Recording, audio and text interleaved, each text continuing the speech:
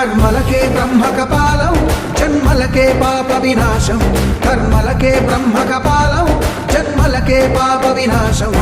వ్యాసం ఇతిహాసం ఆ వ్యాసుడు ప్రవచించంగా పట్టం గణపతిదై కురు చరితము విరచించంగా యజుస్సామరు అథర్వ శాఖలుగా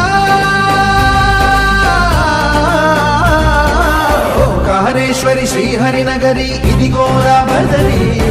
వైకుంఠేశ్వరి సిరికి నగరి అదిగో మహిమగిరి